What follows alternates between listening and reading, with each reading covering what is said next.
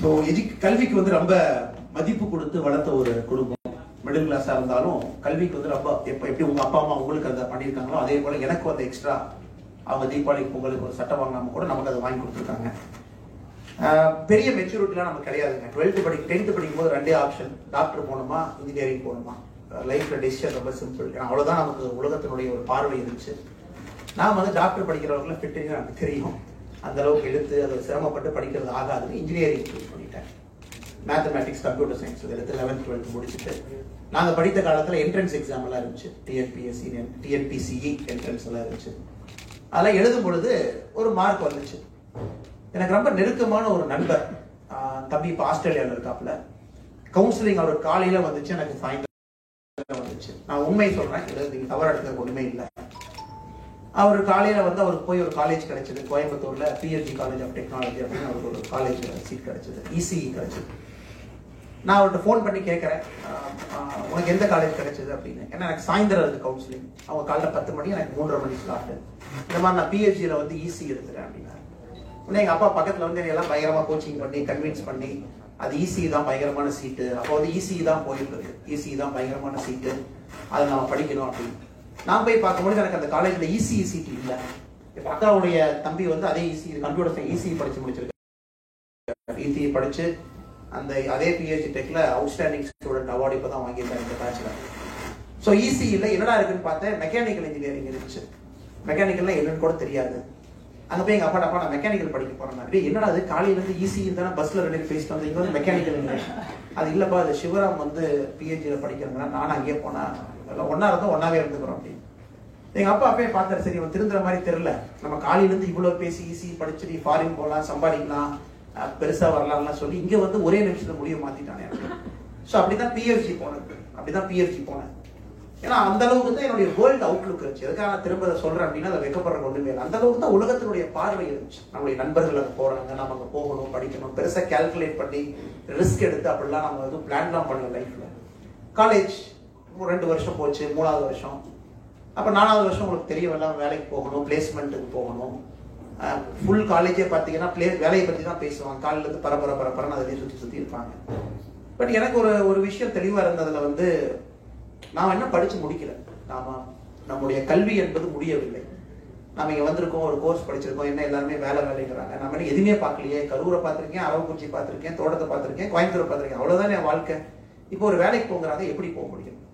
உடனே எங்கள் அப்பாவுக்கு வந்து ஃபோன் பண்ணுறேன், காலேஜில் இருக்கிற அந்த எஸ்டிடி பூத்துல இருந்து. அப்பா நான் அந்த வேலைக்கு உட்காரலப்பா அப்படின்னு. என்னடா சொல்ற, வேலைக்கு உட்காரலிங்கிற, வேலைக்கு உட்கார என்னடா பண்ணுவேன் நீ அப்படின்னு. அப்ப நான் எனக்கு என்ன பண்றது தெரியல, ஆனால் ஏதோ ஒரு பண்ணுவேன், நான் வேலைக்கு போக மாட்டேன் அப்படி. அவர் வந்து நீ வேலைக்கு போகாட்டி ஊருக்கு வராது அப்படி.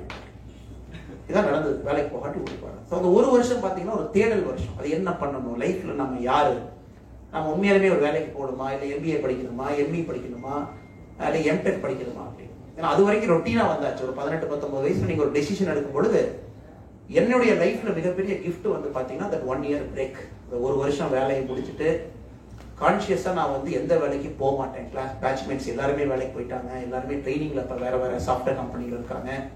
அப்ப நான் போக மாட்டேன்னு அந்த 1 வருஷம் அந்த தேடல் பயணம். அப்ப கோயம்புத்தூர் இருக்கக்கூடிய ஒரு கம்பெனில அவங்க வந்து இந்த கோச்சிங் கிளாஸ் எல்லாம் அந்த கேட்டுக்கு எல்லாம் பண்ணுவாங்க. அந்த ஓனர் வந்து என்னை கூப்பிட்டு, தம்பி நீ சும்மா தானே இருக்க, நீ சாயந்தரம் வந்து அந்த ரிசப்ஷன் உட்காந்து யாராச்சும் வந்தாங்கன்னா சேர சொல்லுப்பா, எனக்கு சம்பளம் கொடுக்குறேன், 8000 ரூபாய் எனக்கு சம்பளம்ப்பா, எல்லா நாளும் போய் உட்காந்துருக்கணும்.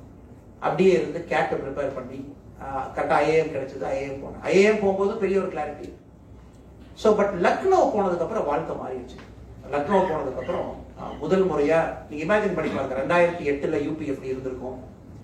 அப்பதான் முதல்ல விமானத்துல போறேன். 2008 இங்க இருந்து டிக்கெட் எல்லாம் போட்டு லக்னோல போய் விமானத்துல இறங்குறேன். இறங்கி ஏர்போர்ட் விட்டு வெளியே வரேன். பெரிய பெரிய மாடு எறும்பியெல்லாம் ஏர்போர்ட், நம்ம டிவியில பார்க்குற ஏர்போர்ட்ல வேற மாதிரி இருக்கு.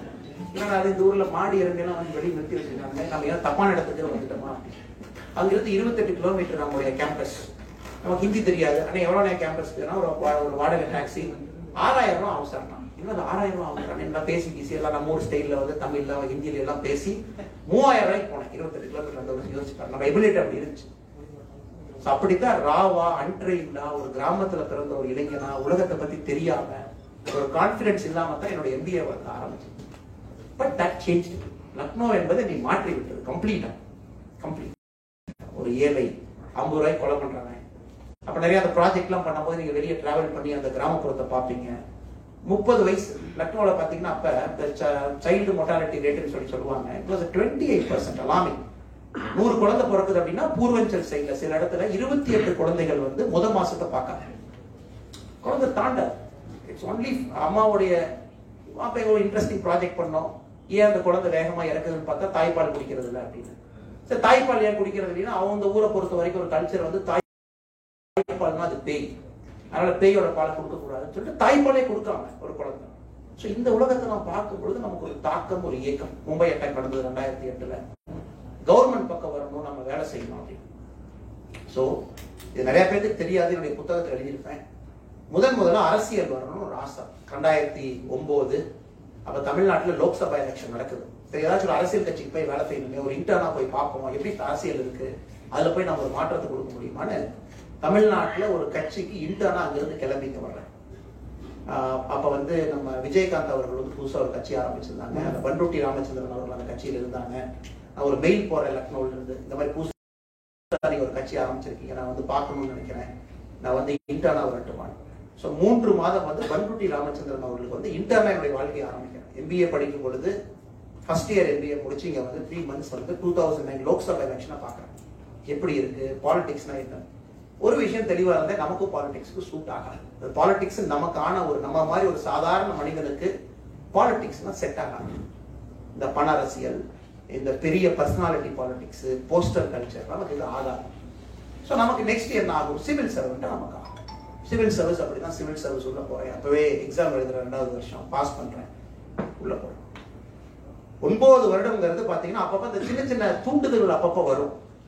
நம்ம திரும்ப பாலிடிக்ஸ் போகணும், அது கிராஸ் ரூட்ஸ்ல போனா வேகமா அந்த மாற்றத்தை கொடுக்க முடியும். நம்ம ஊருக்கு போகணும், போய் திரும்ப ஏதாச்சும் பண்ணணும், திரும்ப நம்ம ஆரம்பிக்கணும். பட் ஒரு முறையும் நான் சொல்லிக்குவேன், இப்ப அது வேண்டாம், நமக்கு அது ஆகாது, நம்மளால அது முடியாது, அதுக்கான நேரம் அது கிடையாது. நம்ம இந்த லைஃப்ல செக்யூர்டா இருக்கும், நமக்கு ஒரு கல்யாணம் ஆயிடுச்சு, குழந்தை இருக்காங்க, ஒய்ஃபோட கெரியரை வந்து நம்ம ரிஸ்க் பண்றோம், ஒரே நாள் எல்லாத்தையும் தூக்கி எடுத்து வர முடியாது. ஏன்னா நீங்க கேட்ட கேள்விக்கான பதில் பாத்தீங்கன்னா நான் யாருன்னு சொன்னாதான் அந்த கேள்விக்கு நான் பதில் சொல்ல முடியும். அதனாலதான் கொஞ்சம் லாங் ஆன்சர். அப்ப ரொம்ப ஒரு அற்புதமான ஒரு விஷயம் அமைஞ்சது. 2018 கைலாயம் செல்வதற்கு ஒரு வாய்ப்பு. கைலாஷ் மான்சரோவர் வந்து கவர்மெண்ட் ஆஃப் இந்தியாவுடைய ஒரு லைசன் ஆஃபீஸரா நான் போறேன். யாத்திரிகள்லாம் போகும்போது அவங்க பாத்துக்கிறது கவர்மெண்ட் சைட்ல இருந்து IAS IPS அனுப்புவாங்க. நான் பேட்ச் நம்பர் 10 லைசன் ஆஃபீஸர். 67 நாட்கள் வந்து கைலாஷ்ல மாட்டிக்கிட்டோம். அங்க போனோம், எல்லாம் பிரிட்ஜ் அடிச்சுட்டு போயிடுச்சு, தண்ணி வந்துச்சு, வெள்ளம் வந்துச்சு, இங்கிருந்து அங்க போக முடியல, சைனா போய் வீசா காலி ஆயிடுச்சு, திரும்ப டெல்லி வந்து வீசா ரீவேலிடேட் பண்ணி போனேன், சைனாக்கார பிரச்சனை, ஒரு பெரிய கதைங்க. அதெல்லாம் ஏதோ பண்ணிக்கிட்டு அந்த 67 நாட்கள் முடித்து வரும் பொழுது ஒரு புது தைரியம், ஒரு புது உத்வேகம், வாழ்க்கையை புதுசா பார்க்கக்கூடிய ஒரு பார்வை. ஏன்னா நீங்க மலையில போயிருக்கீங்க, யாருமே இல்லை, போனும் இல்லை, ஒண்ணும் இல்லை, உங்களை நம்பி 69 யாத்திரி வந்திருக்காங்க. எல்லாத்தையும் நீங்க ஏதோ மேனேஜ் பண்ணி அவங்கள போய் கைலாய தரிசனம் பண்ணி 3 நாள் அந்த கிரிவலத்தை பண்ண வச்சு ஃபைனலா டெல்லி வந்து விட்டுட்டேன். 69 நாள். அந்த கைலாயம் அந்த மாதிரிங்க, அந்த மாதிரி ஒரு பியூட்டிஃபுல்லான, ஒரு ரொம்ப சோல்ஃபுல்லான, உங்களுக்கு வாழ்க்கையில வாய்ப்பு இருக்கும்போது நீங்க நிச்சயமா கைலாயம் போகணும். ரொம்ப ஒரு மாதிரி உங்களை பேர் ஹியூமன் பீயிங்கா மாத்திடும். உங்களுடைய ஈகோவெல்லாம் உரிச்சு எடுத்துரும், உங்களுடைய நெகட்டிவிட்டி எல்லாம் டோட்டலா வெளியெடுத்துரும். ஒரு எப்படி நீங்க பிறந்தீங்களோ அந்த மாதிரி ஒரு மனுஷன் தன்மை கைலாயம் கொண்டு வந்து உங்களை நிறுத்தி. So then time is right, இப்போ நம்ம போகணும் அப்படின்னு. பொலிட்டிக்கல் பார்ட்டி வரணும் அப்படின்லாம் பெரிய பிளான்லாம் இல்லை. ஃபவுண்டேஷன் ஆரம்பிக்கணும். நீங்க பாலிடிக்ஸ்னா எல்லாமே எலக்ட்ரல் பாலிடிக்ஸ் நினைக்கிறீங்க. பாலிடிக்ஸ்னா சர்விங் பீப்புள், அவ்வளவுதான். அதான் பாலிடிக்ஸோட உண்மையான அர்த்தம் பார்த்தீங்கன்னா it is polis, Greek word POLIS அப்படிங்கிற வார்த்தை. It is to serve people. பாலிடிக்ஸ்னா நீங்க கண்டிப்பா பிஜேபியில் இருக்கணும், அக்கா மாதிரி என்னை மாதிரி ஒரு பொசிஷன்ல இருந்து அரசியல் பண்ணுங்கிறது பாலிடிக்ஸோட ஒரிஜினல் டெஃபினிஷன் கிடையாது. Cross roots work. வந்து ஊர்ல வந்து வந்தேன், ஒரு பெரிய கரேஜ் கிடைச்சது.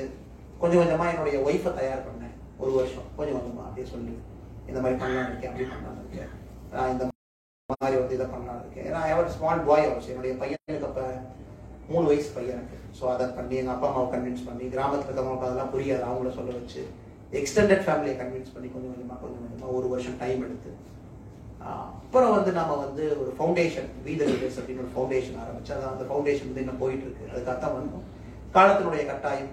நல்ல தலைவர்களை பாக்குறீங்க, அவங்களோட கொண்டு வந்துட்டாங்க, பிஜேபியில் இருக்கணும், சர்வ் பண்ணணும், ஐடியாலஜிக்காக இங்க இருக்கணும் அப்படின்னு. So long story brother. So அதனால வந்து இது எதுவுமே ஒரு செகண்ட்ல எடுக்க முடிவு கிடையாது. டிசைட் பண்ண போனோம், அந்த மாதிரி வாழ்க்கை யாருக்கும் இருக்காது.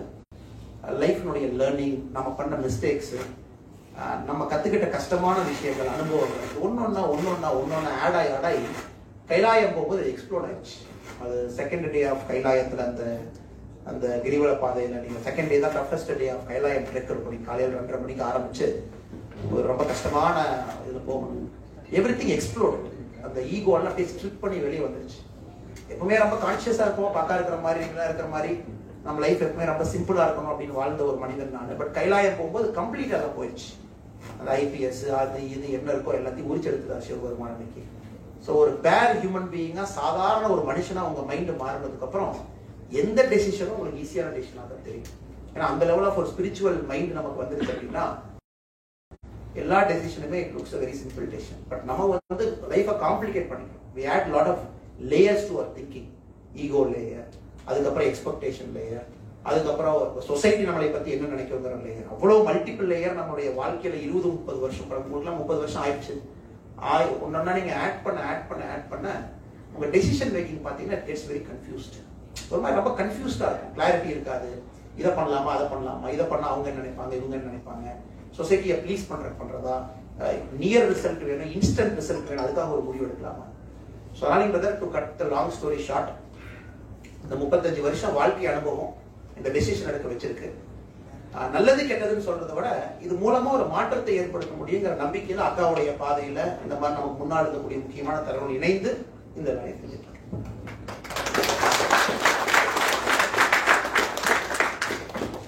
சார். வணக்கம், நான் doctor Eagan, PhD and MBA from IIT Madras. என்னோட கொஸ்டின் போகிறதுக்கு முன்னாடி இந்த அற்புதமான தளத்தை ஏற்படுத்தி கொடுத்த கோயம்புத்தூர் சட்டமன்ற உறுப்பினர் திருமதி வானதி அக்கா அவர்களுக்கும் திரு ஜவஹர்லால் அவர்களுக்கும் என்னுடைய நன்றிகளை தெரிவித்துக் கொள்கிறேன். சார், என்னோட ப்ராஜெக்ட் நீங்கள மாதிரி கொண்டு என்னோட ப்ராஜெக்ட் பண்ணுறதுக்காக தமிழர்களுடைய கிராமங்களுக்கு போகும்போது நீங்கள் இந்த ஃபேர்லெஸ் இளைஞர்கள் பற்றி பேசுனீங்க. ஆனால் நிறைய இளைஞர்களுக்கு வந்து இன்னும் அந்த ஃபேர் ஃபேக்டர் வந்து முற்றிலுமாக போகல. ஒரு தளத்தை எதிர்நோக்கியிருக்காங்க, நான் தளத்தை நெருங்கும் போது அவங்க அதை அப்ரோச் பண்ற விதமே வித்தியாசமா இருக்கு. அந்த இடத்துல பின்வாங்கிறாங்க. அந்த தளத்தை ஏற்படுத்தி கொடுத்தோம், அந்த தளத்துல அவங்க கூட நம்ம கொஞ்ச நாள் பயணம் செய்ய வேண்டிய தேவை இருக்கு. அதே போல நீங்க சொன்ன மாதிரி அந்த நான் எலக்ட்ரல் பாலிடிக்ஸ்ல சாதாரண இளைஞர்களை எப்படி இணைப்பது, அவங்க அந்த தளத்துல அவங்களை எப்படி கொண்டு போறது, இந்த வெற்றிகளை அவங்களுக்கு எப்படி ஏற்படுத்தி கொடுப்பது, அதை பத்தி உங்களோட பார்வை. ரொம்ப முக்கியமான ஒரு கேள்வி. ஒரு சின்ன கதை மூலமா என்னால் முடிஞ்ச அளவுக்கு உங்களுக்கு பதில் சொல்றேன். எனக்கு ரொம்ப பிடித்த ஒரு மாபெரும் ஒரு சக்கரவர்த்தி வந்து நம்முடைய சிவாஜி சக்கரவர்த்தி. அவருடைய வாழ்க்கையை எத்தனை பேர் முழுமையா படிச்சிருப்பீங்க? பதில் சிவாஜியுடைய வாழ்க்கையில ஒரு பாகத்துல இருக்கு. அதை மட்டும் நான் போகிறேன். பிறப்பு வந்து ரொம்ப கஷ்டமான ஒரு பிறப்பு. 1627 அந்த டைம்ல பிறக்கிறாரு. அவருடைய அப்பா வந்து இவர் முதல் பையனை கூட்டிக்கிட்டு அப்ப பிஜாப்பூர் அக்கா நேரத்தை அந்த பக்கமெல்லாம் போயிட்டு வந்தாங்க கர்நாடகாவில். அந்த பகுதியில் இருக்கக்கூடிய ஒரு முஸ்லீம் ராஜாட்ட ஒரு சர்வ் பண்ண போயிடுறாரு. அவருடைய அம்மா ஜிஜாபாயை தனியா விட்டுறாரு. ஜிஜாபாய் போய் சிவாஜியை கஷ்டப்பட்டு பெற்றெடுக்கிறாங்க. அப்ப சிவாஜி பிறக்கும் பொழுதே கொல்லணும் ஒரு பெரிய படையை வந்து துரத்துறாங்க. அதெல்லாம் தாண்டி சிவாஜி வளர்றாரு. சிவாஜிக்கு வந்து ஒரு 16-17 வயசு இருக்கும் பொழுதுதான் முதலா அவருடைய தாயார் வந்து சிவாஜியை கூட்டிட்டு போறாரு. பிஜாப்பூர் போய் நீ அப்பாவை பாரு அப்படின்னு. அங்க போய் அந்த முஸ்லீம் மன்னனுக்கு வந்து சல்யூட் அடிக்க மாட்டேன் அப்படிங்கிறாரு. அதை வந்து கீழே படுத்து சல்யூட் பண்ணணும். இவர் வந்து நம்முடைய தமிழ்நாடு அந்த மராத்தி ஸ்டைல வணக்க சொல்றாரு. அது ஒரு பெரிய பிரச்சனையாகி பிஜாப்பூர்ல துரத்தப்படுறாரு. மறுபடியும் ஊருக்கு வந்துடுறாரு. ஊருக்கு வந்து எல்லாம் சுத்தி இருக்கிறதெல்லாம் பார்த்தா எல்லாம் வந்து ஒரு மாதிரி இஸ்லாமிய படைகள் அது ஒரு மாதிரி கொண்டு போறாங்க. அந்த பகுதியில் இருக்கக்கூடிய ஹிந்து சப்ஜெக்ட்ஸ் எல்லாமே வஞ்சிக்கப்படுறாங்க. கன்வர்ஷன் ஆகுது, நிறைய நடக்குது. அந்த 1630-40 காலகட்டத்தில் சிவாஜி ஒரு தனி மனிதனாக எந்த ஒரு படையுமே இல்லாம எதிர்த்து நிக்கணும் முடிவு பண்ண. ஒரு பக்கம் அவுரங்கசீப் மேல பாத்தீங்கன்னா அந்த கர்நாடகாவுக்கு மேல அவுரங்கசீப் இருக்காரு, இந்தியாவுக்கு மேல. அதுக்கு கீழே ரொம்ப பவர்ஃபுல்லான முஸ்லீம் டைனாஸ்ட் இருக்காங்க. பிஜாப்பூர் சுல்தான், கோல்கண்டா எல்லாம் இருக்காங்க. இவர் என்ன பண்றதுன்னு தெரியல. உடனே ஒரு திங்கிங் மட்டும் கிளியரா இருக்கு. சின்ன சின்ன ஆட்கள்லாம் கூப்பிட்டு வருஷம் 100 பேர்த்த மோட்டிவேட் பண்றாரு, 200 பேர்த்த மோட்டிவேட் பண்றாரு. குதிரை எல்லாம் கழுததா இருக்கு. அதை வச்சுதான் ஃபர்ஸ்ட் 2 போட்டோ பிடிக்கிறாரு. சின்ன சின்ன போட்டெல்லாம் பிடிக்கிறாரு. அப்புறம் அவுரங்கசீப் அதுக்கெல்லாம் ஒரு மாதிரி மறைமுகமா ஒரு ட்ரீட்டி எல்லாம் போட்டு அப்படியே ஸ்டெபிலைஸ் பண்ணி வர்றாரு.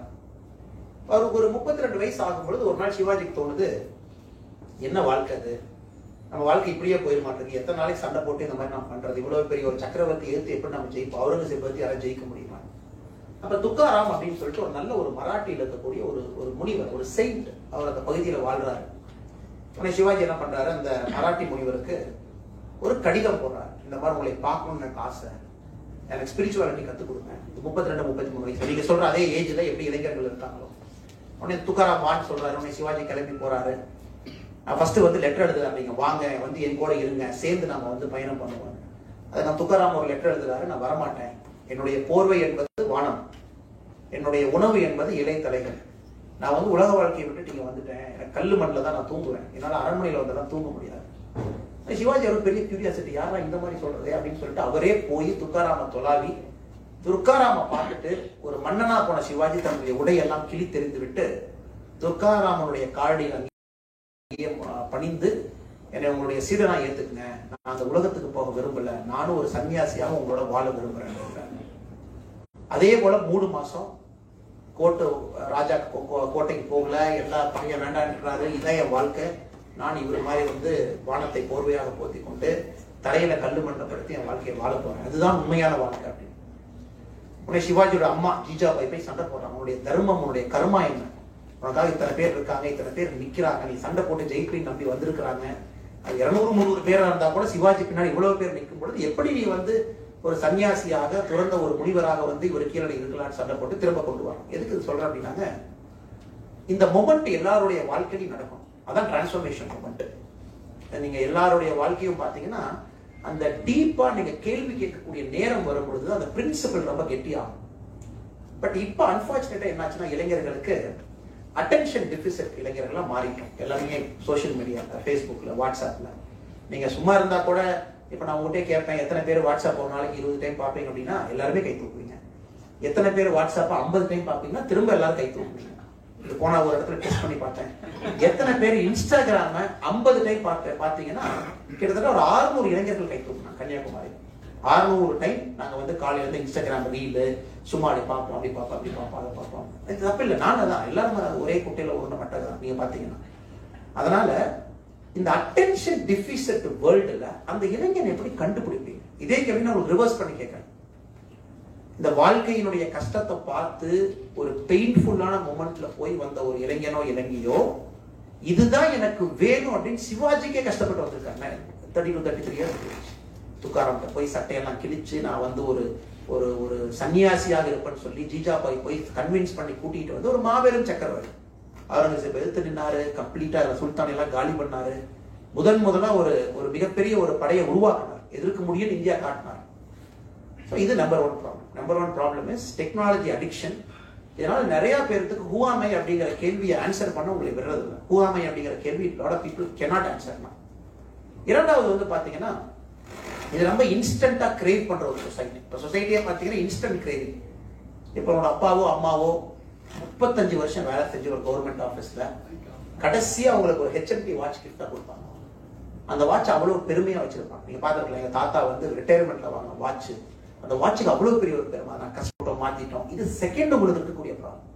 இன்ஸ்டன்ட் கிரேவிங் இருக்கக்கூடிய சமுதாயம். இன்னைக்கு ரிசல்ட் வேணும், இன்னைக்கு தலைவர் ஆகணும், இன்னைக்கு நான் பிசினஸ் மேன் ஆகணும், இன்னைக்கு பில்லியனர் ஆகணும், இன்னைக்கு 4 பேர் என்னை பத்தி பாராட்டி ஒரு 4 போஸ்ட் போடணும், ட்வீட் போடணும், லைக் பண்ணணும். இந்த மாதிரி ட்வீட் லைக் வேர்ல்டு அப்படின்னு சொல்லி சொல்றாங்க. எத்தனை பேர் லைக் பண்றாங்க அப்படின்னு பார்க்கக்கூடிய ஒரு வேர்ல்டு. இதெல்லாம் நீங்க உடைச்சா தான் you can go to the real them. அந்த ரியல் தெம் தான் உள்ள ஒளிஞ்சிருக்கு. அதை நீங்க தொடாம சேஞ்ச் கொண்டு வர முடியாது. அதான் உங்களை மாதிரி நான் பொலிட்டிக்கல் ஃபீல்டுல வேலை செய்யறவங்களுக்கு இருக்கக்கூடிய மிகப்பெரிய சவாலே அந்த ஸ்பிரிச்சுவல் டேஸ்ட கொடுக்காம அவங்கள ரியல் யூவை கொண்டு வர முடியாது. ரியல் யூவை கொண்டு வந்துட்டீங்கன்னா சேஞ்சுங்கிறது இந்த மாதிரி நடக்கும். பட் ரியல் யூவே இல்லை. எதுக்கு பீப்புள் இப்ப 7 கரியர் மாத்துறாங்க? இப்போ உங்க ஃப்ரெண்டே பாத்தீங்கன்னா 7 நீங்க IIT சென்னையில படிச்சுட்டு இருக்கீங்க, உங்க ஈக்குவலன்ட் பேட்ச்மெண்ட்ஸ் இருந்தாலும் 7 கரியர் மாத்திட்டாங்க. 1 லட்சம் எக்ஸ்ட்ரா கொடுத்தா அந்த கம்பெனி, 2 லட்சம் எக்ஸ்ட்ரா கொடுத்தா இந்த கம்பெனி, 3 லட்சம் எக்ஸ்ட்ரா கொடுத்தா அந்த கம்பெனி, இல்லைங்களா? எத்தனை கம்பெனி மாறுறாங்க, மாசம் மாறுறாங்க. அதனால இதான் ஒரு பெரிய சேலஞ்சுங்க. இது ஸ்பிரிச்சுவல் டேஸ்ட் இல்லாம டெப்த் இல்லாம இந்த வேர்ல்டுல நீங்க இளைஞர்களை உடனடியாக கொண்டு வந்து, இப்ப அக்கா சொன்னாங்க, அக்கா அருமையா பேசினாங்க, விவேகானந்தர் வந்து 100 இளைஞர்கள் கேட்டிருக்காங்க. அக்கா வந்து நேரம் குறைவா இருக்கிறதுனால டக்குனு பேசி முடிச்சுட்டாங்க. அக்கா நேரம் கொடுத்தீங்கன்னா அக்காவே சொல்லுவாங்க. 100 இளைஞர்களை டிஃபைன் பண்ணியிருந்தார் சுவாமி விவேகானந்தர். தோல் எப்படி இருக்கணும், கண் எப்படி இருக்கணும், உடம்பு எப்படி இருக்கணும், புஜம் எப்படி இருக்கணும், நெஞ்சு எப்படி இருக்கணும் டிஃபைன் பண்ணியிருப்பாரு. இரும்பு மாதிரி இருக்கணும், கண்ணு வந்து சிங்க மாதிரி கூர்மையா இருக்கணும், அதெல்லாம் பேசியிருப்பாரு. அந்த மாதிரி 100 இளைஞர்கள் தான் விவேகானந்தர் கேட்டாரோ தவிர 100 இளைஞர்கள் கேட்கல, 100 இளைஞர்கள் கேட்கல. இளைஞர்கள் காமன் டேர்ம் எல்லாத்துக்குமே. அவங்க எப்படி உருவாக்குவீங்க? Fitness, spiritual ability, awakened mind. So that is the 100 people we want. அதைத்தான் இப்ப மோடிஜியோ அக்காவோ ஆல் இந்தியா ஃபுல்லா தொலைட்டு இருக்காங்க. அந்த மாதிரி நமக்கு வேணும், பார்ட்டிகளை கொண்டு வரணும், இந்தியாவுக்கு மாத்திரக்கு வேணும் அப்படின்னு. ஸோ நீங்க இந்த ஆங்கிள் பண்ணா பெட்டரா இருக்கும் அப்படின்னு என்னுடைய ஒரு தாழ்மையான ஒரு கருத்து. ஸ்பிரிச்சுவல் ஆங்கிள் கொண்டு வந்து அவர்களுடைய வாழ்க்கையை மிரர் வச்சு பார்க்க வச்சு to see who they are, who am I அப்படிங்கிற கேள்விக்கு பதில் சொல்ல வச்சு ரமண மகரிஷி நீங்க போனீங்கன்னா அவருடைய முதல் கேள்வியை வந்து who am I. ரமண மகரிஷி சொல்றாரு who am I அப்படிங்கிற கேள்விக்கு பதில் சொல்லாம உன் வாழ்க்கையை ஆரம்பமாகாது. நீ 80 வயசு வாழ்ந்திருக்கலாம், 90 வயசு வாழ்ந்திருக்கலாம். If you are not able to answer who am I, your life hasn't started. அதான் ரமண மகரிஷியோட very famous who am I. So அது வந்து இப்ப இருக்கக்கூடிய இளைஞர்கள் வந்து நீங்க வேகமா எவ்வளவு வேகமா அதை கண்டுபிடிக்கிறீங்களோ அதுக்கப்புறம் லைஃப் வந்து பாத்தீங்கன்னா இட்ஸ் அ பிளஷர். உங்களை 4 பேர் திட்டா கண்டுக்க மாட்டீங்க. இப்போ பாத்தீங்கன்னா சோஷியல் மீடியால அன்னைக்கு ஏதோ அவார்டு கொடுக்க வந்தாங்க, ஏதோ சோஷியல் மீடியா இன்ஃபுளுசர் அவார்டு. நான் கேட்டேன், நான் என்ன இன்ஃபுளுன்ஸ் பண்ணி எனக்கு எதுக்கு அவார்டு கொடுக்குறீங்க? இல்ல சார், நீங்க தான் சார் சென்டர்ல இருக்க அட்ராக்ஷன் இருக்கீங்க. திட்டா உங்களை தான் திட்டுறாங்க, பாராட்டம் உங்களை தான் பண்றாங்க. நீங்க தான் சார் சென்ட்ரல் இருக்கீங்க அப்படின்னு. தென் ஐ வாஸ் டெல்லிங், நம்ம வந்து ஒரு விஷயத்தை பிடிச்சி என்ஜாய் பண்ணி பண்ணும் பொழுது the praise also doesn't matter, the scolding also doesn't matter. 10,000 பேர் திட்டினா நம்ம கண்டுக்கு போறது இல்லை, 10,000 பேர் புகழ்ந்தாலும் கண்டுக்கு போகல. ஏன்னா this work we see it as pleasure, அக்கா see it as pleasure. India ஃபுல்லா சுத்தி நாளைக்கு காலைல பாலக்காடு, நான் நாளைக்கு கண்ணூர் போகணும், கேரளா, ஒரு நாள் ஒரு ஊர், ஒரு இடம், ஒரு ஜேர்னி, ஒரு ட்ரெயின் ஜேர்னி, ஒரு ஃபிளைட் ஜேர்னி, ஒரு பஸ் ஜேர்னி, ஒரு வீட்டுல சாப்பாடு, இப்படியெல்லாம் பாத்தீங்கன்னா உங்களுக்கு பிடிக்காம நீங்க வந்தீங்கன்னா ஒரு வாரத்துல ஓடி போயிருவீங்க. ஸோ அதனால I think it's better little bit you work on their mind, little bit go deep into who they are, little bit get into their psyche, கொஞ்சம் ஸ்பிரிச்சுவல் டேஸ்ட் கொடுத்து who am I அப்படிங்கிற கேள்வியை கண்டுபிடிச்சிட்டீங்கன்னா இந்த 35 வயசுல mid life crisis வராது. இப்போ லைஃப்ல இருக்கக்கூடிய மிகப்பெரிய பிரச்சனை மிட் லைஃப் கிரைசிஸ். எல்லாம் சம்பாதிச்சிட்டாங்க, 40 வயசுல என்ன பண்றதுன்னு தெரியாம நெட்ஃபிளிக்ஸ்ல எத்தனை படத்தை தாங்க பாக்குறது, அமேசான் பிரைம்ல எத்தனை படத்தை தாங்க பாக்குறது, எத்தனை கிரிக்கெட் மேட்ச் தாங்க பாக்குறது, முடியலையாப்பா அப்படிங்கிறாங்க. ஏன்னா mid life crisis. Sorry brother, நீங்க கேட்ட கேள்வி டைரக்ட் ஆன்சர் கொடுத்துட்டான்னு தெரியல. I think little bit you work on that, I think you will get the answer அப்படிங்கிறது என்னுடைய ஒரு கருத்து.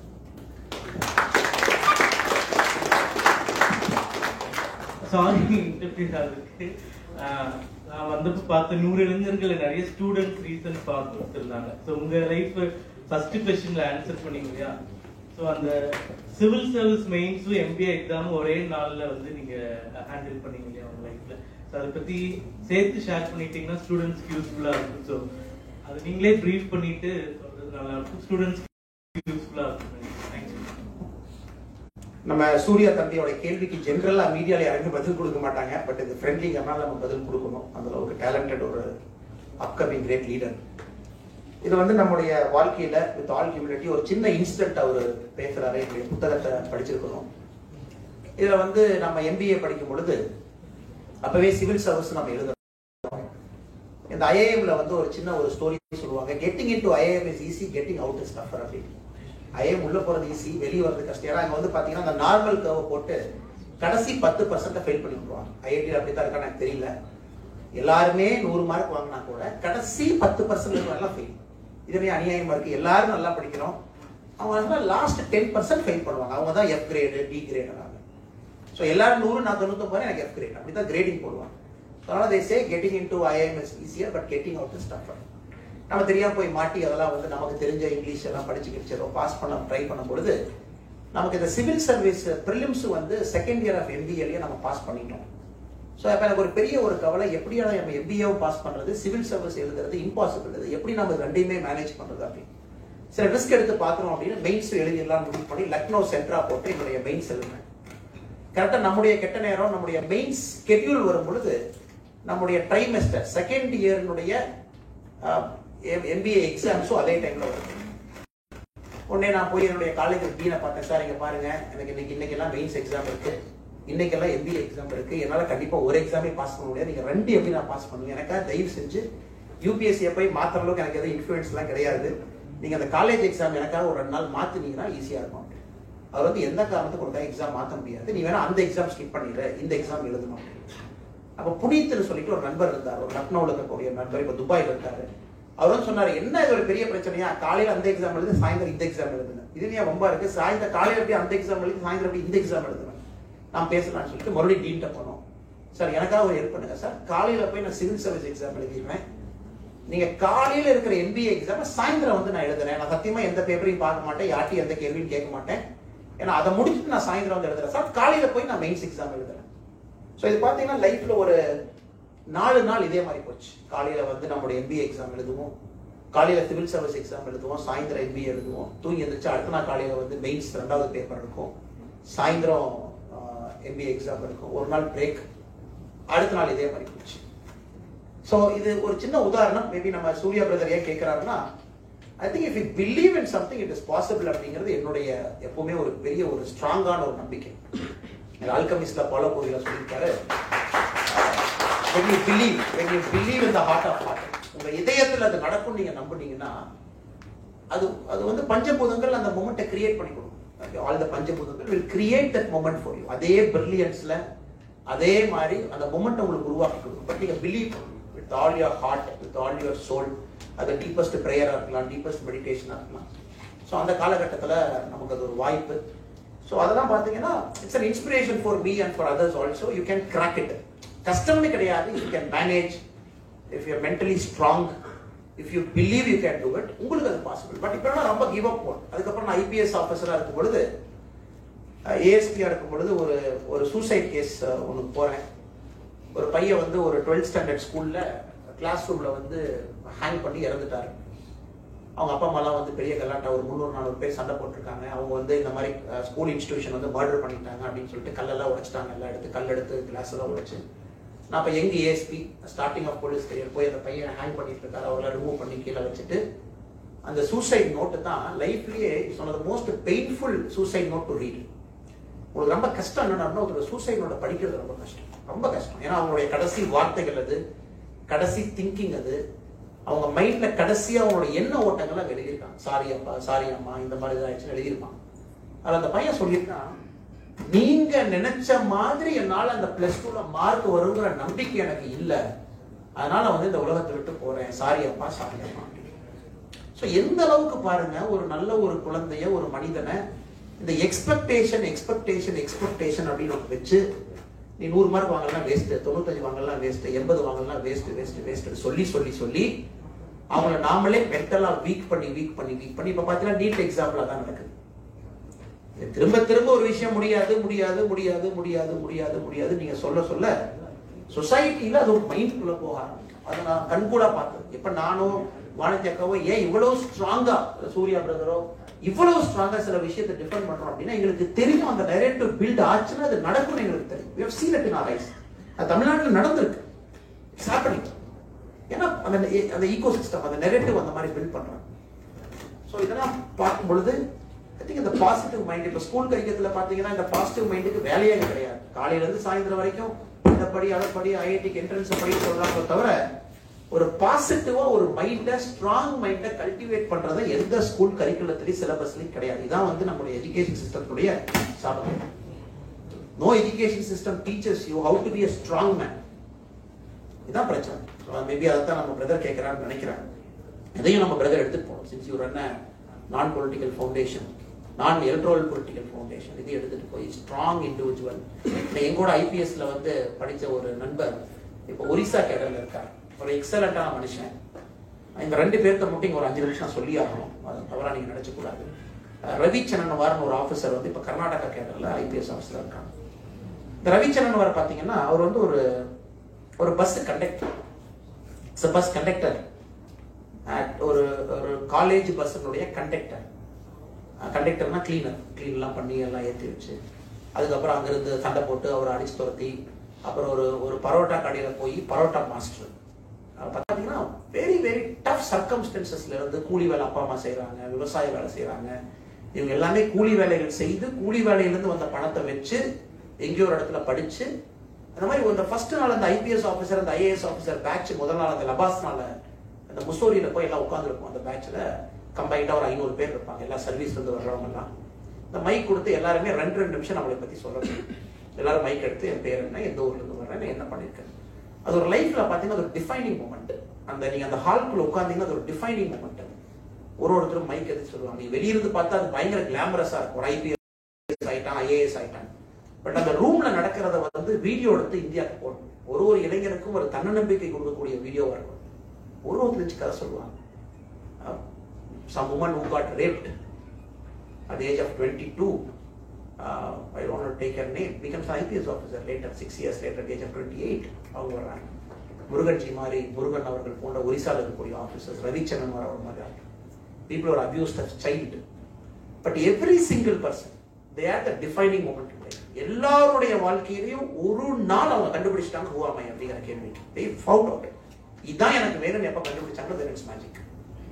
ஸோ அது நமக்கு இல்லை. வெளியிருந்து பார்த்தா everything looks glamour, but உள்ள பார்த்தீங்கன்னா people have come up the very hard way. இப்போ அம்பிகா நம்ம பாம்பேல டிசிபியா இருக்காங்க, மும்பையில் தமிழ்நாடு கேடர், தமிழ்நாடு அக்காவுங்க, எனக்கு 2 வருஷம் சீனியர் அவங்க. அவருடைய கணவர் வந்து இங்கே ஒரு கான்ஸ்டபிள், தமிழ்நாட்டு போலீஸில் கான்ஸ்டபிள். ஒரு நாள் போலீஸ் எஸ்பி பெரேட் எல்லாம் பண்ணுறாங்க, கணவர் அங்கே நின்று இருக்காங்க. உடனே பெரேடெல்லாம் முடிச்சுட்டு வர்றாங்க. இந்த அக்கா கேட்குறாங்க, என்ன இருக்குல்லாம் பெரேட்னா, எங்கள் எஸ்பி சார் ரொம்ப பெரிய ஆள், எல்லாம் போய் சல்யூட்லாம் பண்ண வந்திருக்கோம், ஏன் அது மாதிரி நான் ஆக மாட்டேனா அப்படிங்கிறாங்க. தென் ஒரு சீடு காட் பிளான்டட், நானும் ஐபிஎஸ் ஆவேன், I will also become an IPS. அவருடைய கணவர் வந்து இங்கிருந்து திகார் ரெஜிமெண்ட்டுக்கு, திகார் ஜெயிலில் பார்த்தீங்கன்னா ஒரு ரெஜிமெண்ட் தமிழ்நாடு போலீஸ் எப்பவுமே இருக்கும், 100 பேர். இங்கிருந்து அங்கே மாற்றி அங்கே போய் டெல்லியில் போய் படித்து, அதுக்கப்புறம் மகாராஷ்டிரா கேடர் கிடச்சி நீங்கள் வந்து very finest officer of Maharashtra. மும்பையில் டிசிபி ஏதோ ஒரு ஜோனில் இருக்காங்க. ஒரு லைஃபும் பார்த்தீங்கன்னா யாருமே சூசைடே பண்ணக்கூடாது. Any person who thinks I have to leave this world, எனக்கு இந்த வேர்ல்டுக்கு எனக்கு சம்பந்தம் இல்லை, ஐ எம் ஃபெயிலியர் நினைக்கிறாங்களோ, அதை விட மோசமான 1000 உதாரணத்தை கொண்டு வந்து நிறுத்தலாம். பாருங்க, உன்னை விட 1000 times he was worse than you. But எப்படி அடிச்சா பாருங்க. ஸோ அந்த மென்டல் ஸ்ட்ரென்த் தான் இப்போ வந்து அதைத்தான் நம்முடைய பாரத பிரதமர் அவர்கள் குழந்தைகளுக்கு வந்து இந்த பரீட்சா பே சர்ச்சான்னு பேசுறாரு. அவரே ஒரு பிரைம் மினிஸ்டரே எக்ஸாம் எழுத போற குழந்தை, இந்திய உலகத்துல எந்த ஜனநாயக நாட்டில் ஒரு பிரைம் மினிஸ்டர் வந்து எக்ஸாம் எழுத போற குழந்தைங்களுக்கு மைக் எடுத்து பேசுவார்.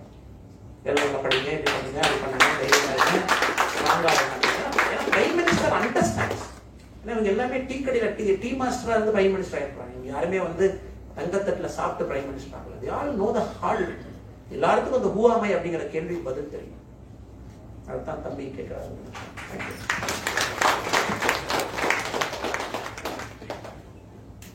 ஹாய் சார், என் பேர் ஹரிஷரன். போர் அடிக்குதுங்களா நிறையா?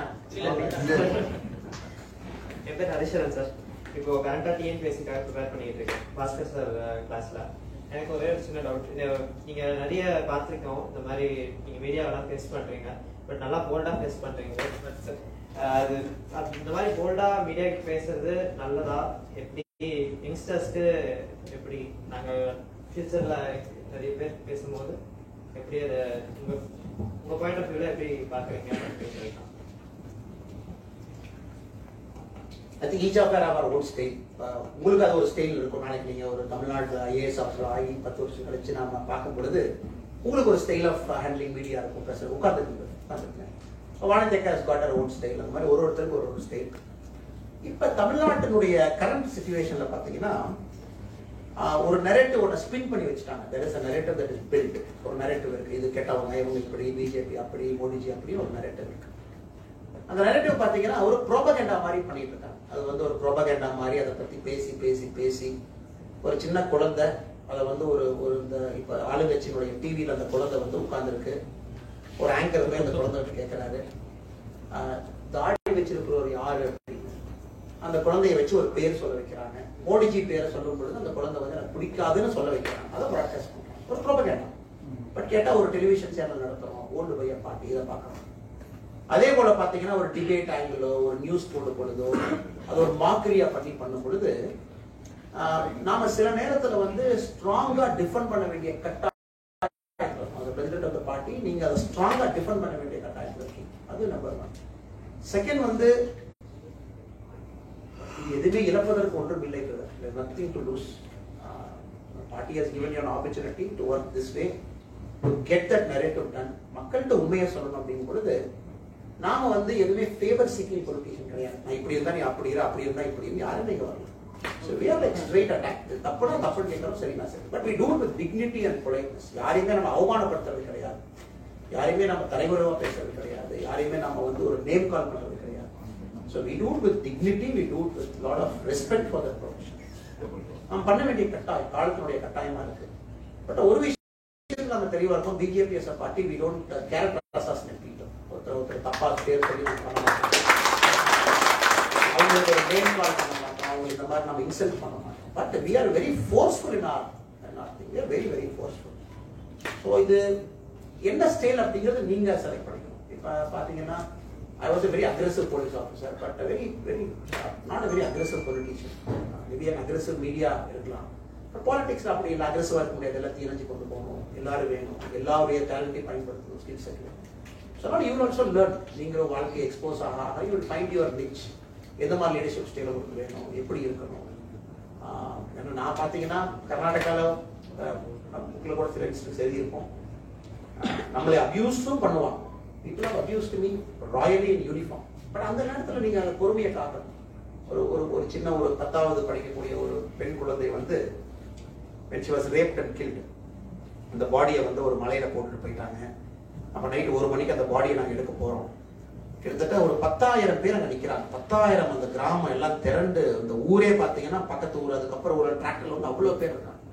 எல்லோரும் வந்து எஸ்பி அடிக்கணும் அப்படின்னு. Everybody are very clear, SP அடிக்கணும்.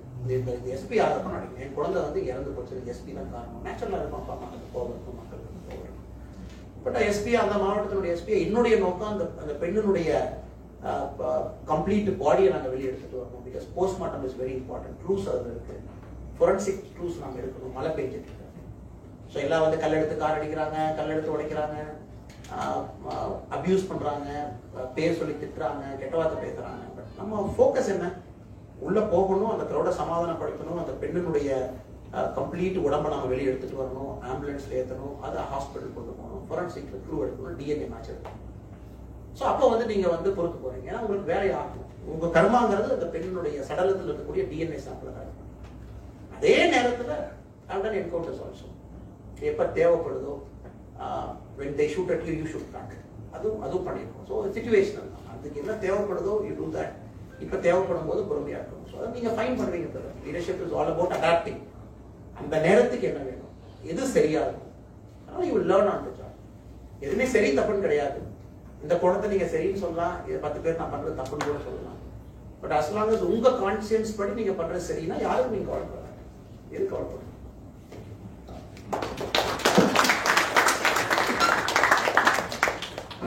வணக்கம், என் பேர் அருண் கண்ணன். தமிழ்நாட்டில் மற்ற மாநிலங்களை பற்றி எனக்கு சரியா தெரியல. ஆனால் தமிழ்நாட்டில் இந்த பிரிவினைவாதம், இந்து மதத்துக்கு எதிராக, அப்புறம் தேசியத்துக்கு எதிராக பல இயக்கங்கள், பல தலைவர்கள், ஒரு பெரிய கூட்டமே வேலை பார்த்துக்கிட்டு இருக்கு. ஒரு பக்கம் மக்கள் இதை பொறுத்துக்கிட்டு இருக்காங்க, இன்னொரு பக்கம் மக்கள் இதை கண்மூடித்தனமாக ஆதரிக்கிறாங்க. இதை கட்டுப்படுத்துவது எப்படி, இதுக்கு மாற்று எப்படி, இதுக்கு ஒரு ஆக்ஷன் பிளான் கட்சி தலைமை கிட்ட இருக்கா? இப்போ ஊடகங்களும் பார்த்தீங்கன்னா இந்த மாதிரி தான் செயல்படுது. இவங்களை ஆதரிக்கிறது சமூக வலைத்தளங்களா இருக்கும். இதுக்கு ஒரு பெரிய கூட்டமே வேலை பார்க்குது தமிழ்நாட்டில். மற்ற மாநிலங்களை பற்றி எனக்கு தெரியல. இது வந்து ரொம்ப மோசமாக போயிட்டு இருக்கு. வருங்காலத்தில் இது எப்படி ஆகும் தெரியல. ஏன்னா இப்போ இருக்கிற ஆளுங்கட்சி அதுக்கு இதுக்கும் முட்டு கொடுத்துக்கிட்டு இருக்காங்க. ஸோ இது என்னுடைய முதல் கேள்வி. 2வது கேள்வி, ஒரு பக்கம் இங்கே இருக்கிற ஆளுங்கட்சி கோவிலை மீட்டெடுக்கிறேன்றாங்க, நிலங்களை மீட்டெடுக்கிறேன்றாங்க. இன்னொரு பக்கம் அக்ரெசிவா இருக்கிற கோயிலை உடைச்சிக்கிட்டு இருக்காங்க. இந்த மாதிரி விஷயங்கள் நடக்கும்போது, இப்போ நான் என் திருவள்ளூர் கோயில் இருக்கு, அது யாராவது இடிக்க போறாங்க அப்படின்னா, இதை கட்சி இப்போ தமிழ்நாட்டை பொறுத்த வரைக்கும் கோவிலுக்காகவும் இந்து மதத்துக்காகவும் பாடுபடுற ஒரே கட்சி அந்த பாஜக தவிர வேறு யாரும் கிடையாது. இங்க இருக்கிற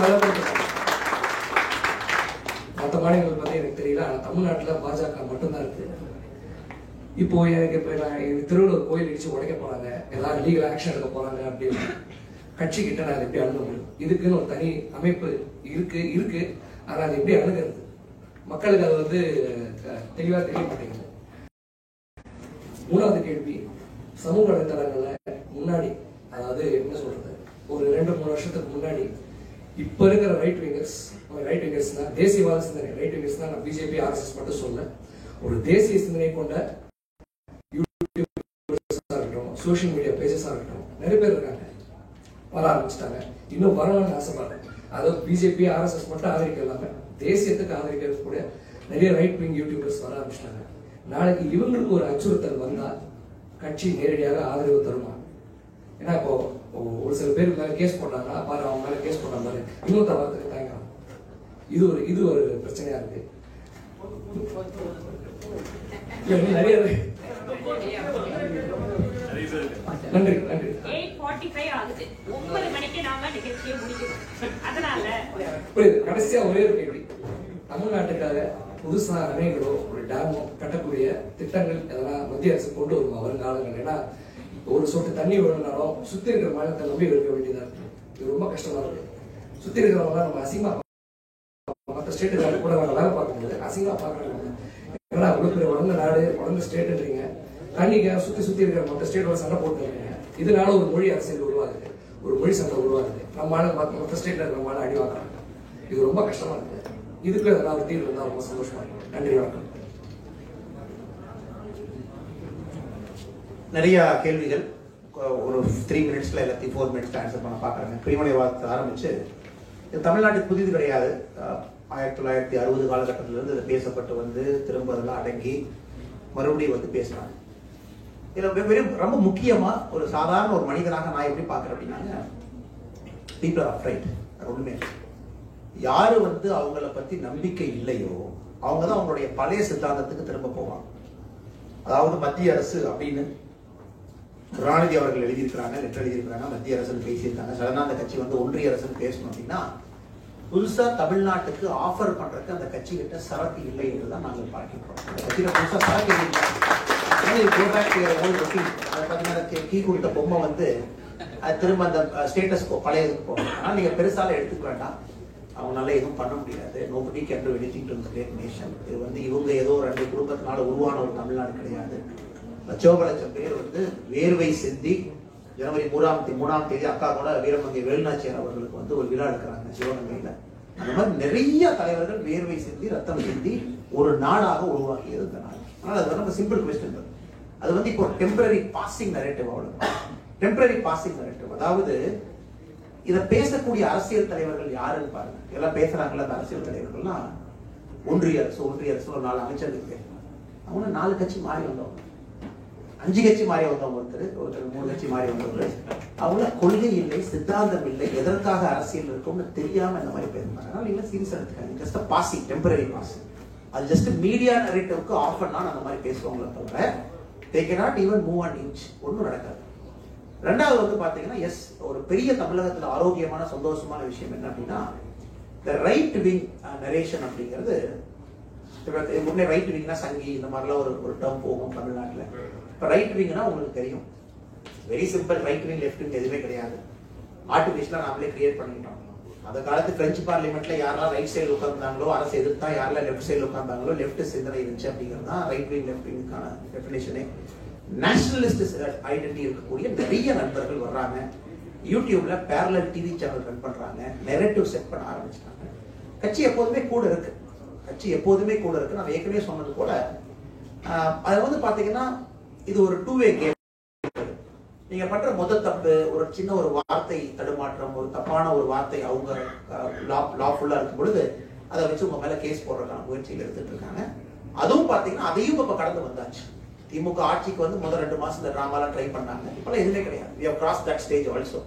அது வந்து ஃபர்ஸ்ட் 2 மாசம் அவங்களுடைய தடுமாற்றத்தில் அட்டாக் பண்ண போனாங்க. இப்ப அதுவும் நடக்காது. மூன்றாவது கேள்வி வந்து பாத்தீங்கன்னா அஃப்கோர்ஸ் பிஜேபி சப்போர்ட் பண்ணல, எந்த ஒரு மாற்று கருத்து வேண்டாம். இன்னைக்கு ஒரு ரிப்போர்ட் வந்திருக்கு.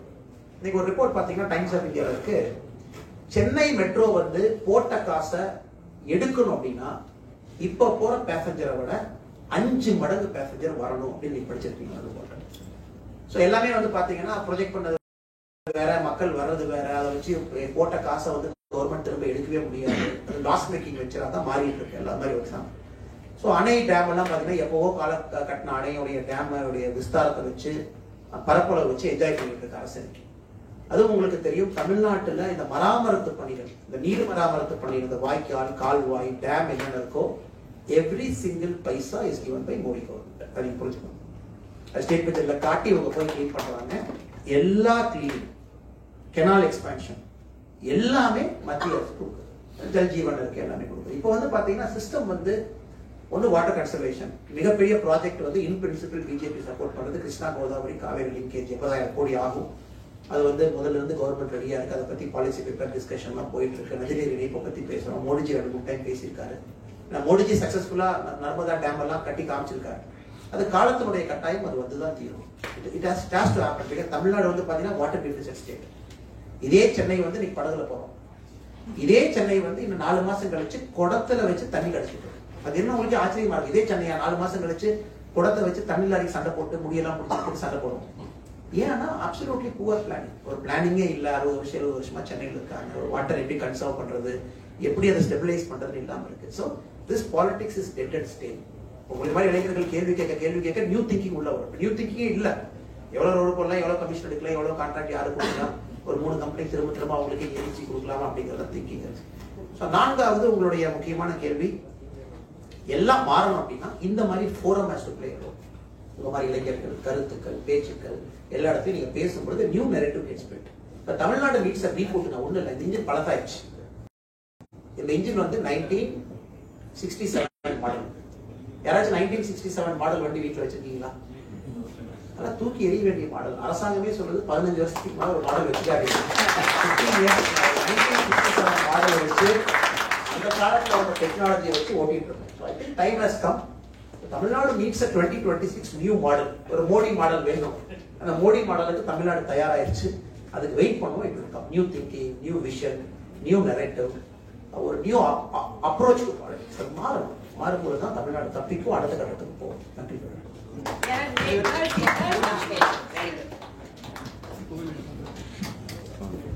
இது கடைசி क्वेश्चन வச்சுக்கலாமா?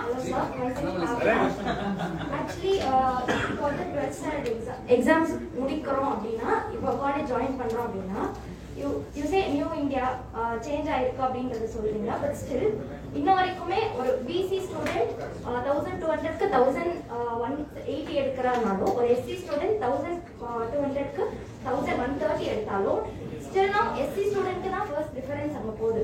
ஸோ கஷ்டப்பட்டு படித்தாலும் ஸ்டில் அந்த கேஷ் பேஸ் இதுதான் ஸ்டடீஸ்ல இது பண்ணுறாங்க. ஸோ எல்லாமே சேஞ்ச் ஆயிருக்கு. ஒரு நைட்ல மணி நம்மளால சேஞ்ச் பண்ண முடியாது. 100 rupees 500 மணி சேஞ்ச் ஆகுது. ஸோ ஒரு நைட்ல ஒரு கம்யூனிட்டிங்கிற ஒரு விஷயத்தை இல்லாம ஆக்கிறதுக்கு முடியாது.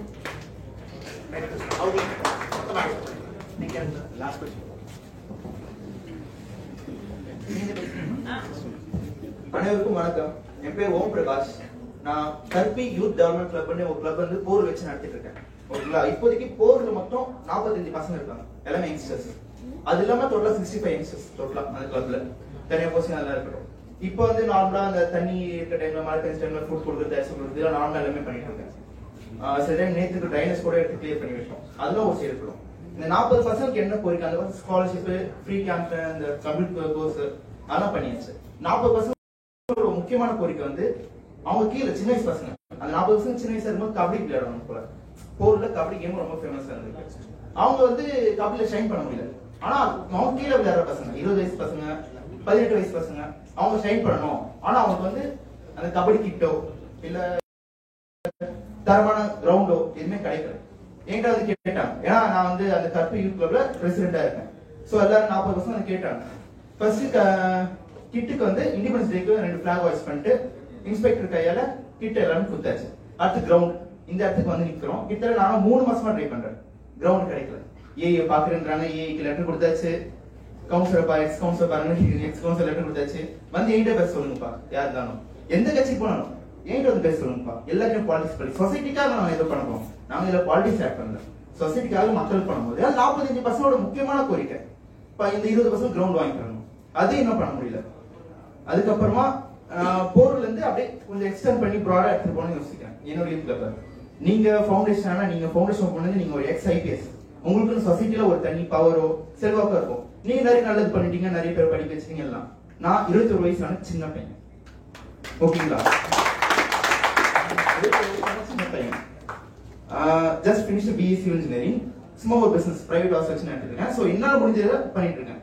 பசங்களை வச்சு பேசி, நான் ஸ்கூல் போய் பேசுவேன், காலேஜ் போய் பேசியிருக்கேன். சில சிலம்பம் இப்ப டிஸ்ட்ரிக்ட் கான்ஃபரன்ஸ்ல பேசியிருக்கேன். இனிமேல் பேசி கூட பசங்க வராங்க அப்படியே பேசி. ஆனா அவங்களுக்கு வந்து ஃபுல் ஃபிளெஜ்ல எதுவுமே பண்ண முடியல. இப்ப நீங்க ஏன் இடத்துல இருந்தா என்ன பண்ணுவீங்க? யூத் கிளப் ஏன்னா நீங்க ஃபவுண்டேஷன் வச்சிருந்தேன். அதுதான் மெயினா அவங்க கிட்ட கேட்கணும்னு நினைச்சது. அது எப்படி எக்ஸ்பிளைன் பண்றது? இதுதான் ஃபர்ஸ்ட் கொஸ்டின். இன்னும் ஒரே ஒரு கொஸ்டின் நீங்க சுருக்கமா சொல்லிடுங்க. சிஏஏ பிரச்சனை வந்து எனக்கு தெரியும். டெல்லியில ஒரு போலீஸ் ஆபீசரையே 20 இடத்துல குத்தி டிரைனேஜ்ல போட்டாங்க. அந்த இடத்துல என்னடா இது போலீஸ் ஆபீசருக்கு இவ்வளவுதானா அப்படின்னு ஒரு கேள்வி வந்து சிஏ ஏன் என்னன்னு நைட்டு 12 மணி நான் எல்லா நியூஸ் சேனலையும் போய் பார்த்தேன். Tamil news channel. இங்க கலவரம், அங்க போராட்டம், இங்க மனு கொடுக்குறாங்க, கவர்னர் ஆபீசர் முட்டுருக்க எல்லாம் இதுதான். ஆனா சிஏ ஏன்னா எனக்கு தெரியல. ஆமா என்டிடி நியூஸ்ல போயிட்டு சிஏ என்னன்னு ஒரு ஜேர்னலிஸ்ட் ஃபுல்லா எக்ஸ்பிளைன் பண்றாங்க.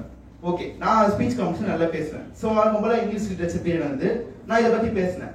இங்கிலீஷ் மேமே என்னடா புதுசாக ஏதோ பேசுற அப்படின்னு சொல்லி விட்டுட்டாங்க. சரி ஓகே, என் பக்கத்துல இந்த பையன் ஒரு கேம்பெயின் மாதிரி எடுத்துன்னு போடா, இது எல்லாருக்கும் தெரிய வைடா, நீ சொல்றது கரெக்ட். அடுத்த நாள் வந்தேன், ஒரு லெட்டர் பேட் மாதிரி அடிச்சேன், கேம்பெயின் எடுத்துன்னு போனேன். என் பக்கத்துல உட்காந்துருக்க பையன் 2 வருஷமா என் கூட பையன், பெஸ்ட் ஃப்ரெண்ட். அவன் பேப்பரை தூக்கி போட்டு போறான். ஆனா நல்ல விஷயம் CA, it's like ID card. இப்போ நான் என் காலேஜ் படிக்கிறேன், நான் என் காலேஜ் யாருன்னு போறான்னு அது ஒரு மேனஸே கிடையாது. ஓகேங்களா, ஐடி கார்டு கொடுத்ததுனால தான் நான் என் காலேஜ் இந்த காலேஜ் வர முடியுது, போக முடியுது. It's like CA it's like ID card for every Indian. அதை எடுத்துட்டு வந்து அது பசங்களுக்கு தெரியும், முக்கியம் மக்களுக்கு தெரியல. அது ஏன் தெரியப்படுத்த? ஏன்னா தெரியப்படுத்த வேண்டியது நம்மளோட கடமை, மெயினா உங்களோட கடமைன்னு கூட சொல்லலாம். Second, new education policy. New education policy ஒரே செகண்ட். நியூ எஜுகேஷன் பாலிசி பாத்தீங்கன்னா முக்கியமா ஸ்டூடெண்ட்ஸ் தெரியும். ஏன்னா இப்போ என் ஃப்ரெண்டு பாத்தீங்கன்னா செகண்ட் இயர்ல அவன் டிராப் அவுட், சரிங்களா, ஏதோ ஃபேமிலி சிச்சுவேஷன் ஏதோ அவன் திரும்பி தேர்ட் இயர்ல ஜாயின் பண்ணிடலாம் இந்த நியூ எஜுகேஷன் பாலிசி மூலமா. இதுக்கு முன்னாடி அப்படி கிடையாது. திரும்பி தேர்ட் இயரே அவன் போய் ஜாயின் பண்ணலாம். இந்த மாதிரி ஒரு பெரிய பெரிய பிளஸ் பாயிண்ட்ஸ் ஸ்டூடெண்ட்ஸ்க்கே போய் தரேன். நியூ எஜுகேஷன் பாலிசி வந்து ஸ்டூடெண்ட்ஸ்க்கான ஒரு பாலிசி, அது ஸ்டூடெண்ட்ஸ்க்கே போய் சேரல. நம்ம கூட்டத்தில் பேசுறது மக்களோட மக்களா போய் பேசணும். நான் சிஏக்காக 700% பேசி கையில் தேக்க மாதிரி வாங்கினேன். நியூ எஜுகேஷன் பாலிசி அப்ப கொரோனா இருந்தது. ஸோ வீடியோ மூலமா ஸ்ப்ரெட் பண்ணேன், என்னால முடிஞ்ச இம்பாக்ட் கொடுத்தேன். ஆனா இது பெரிய லெவலில் பண்ணா கண்டிப்பா இந்த மாதிரி பெரிய லெவலில் மட்டும்தான் முடியும். ஏன்னா சட்டமோ ஏதோ அரசாங்கம் எல்லாமே மக்களுக்காக எடுத்துருக்கு. அது மக்களுக்கு புரியணும். மக்களுக்கு வந்து தெளிவு இல்லைன்னு வச்சுக்கோங்க. அது தெளிவுபடுத்துறதுனா தலைவன். அந்த தெளிவை அறியாமையை வச்சு அரசாங்கத்தை நடத்துறாங்க பாத்தீங்களா, அது எப்ப தமிழ்நாட்டில் ஓயும்? இது 2 கொஸ்டின் முக்கியமா ஃபவுண்டேஷன்.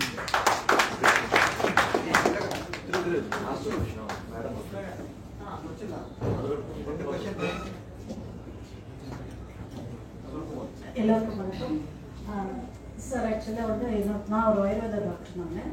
என் பேர் சங்கீதா. நாங்கள் உங்களோட நிறைய ஹெலிகாப்டர் ஷாட்ஸ் வந்து நம்ம பார்த்துட்டே இருக்கோம். What is that one master stroke you want to give? அதில் வந்து நம்ம வந்து ஒரு தமிழ்நாடு பீப்புளோட மைண்ட் செட்டில் வி ஹேவ் டு சிட் அப்படின்றது எனக்கு ஒரு டிசைர். நீங்கள் வந்து அந்த மாதிரி ஒரு விஷயம் செய்யணும் அப்படின்றது என்னோட. உதாரணத்துக்கு இப்போ காமராஜர் வந்து இல்லை மிட் டே மீல்ஸ் கொண்டு வந்தது, எம்ஜிஆர்னா ஒரு strategy. What is that one master stroke you want to give us? It is about the future. Actually past present எல்லாம் நம்ம பேசிட்டு இருந்தோம். அந்த மாஸ்டர்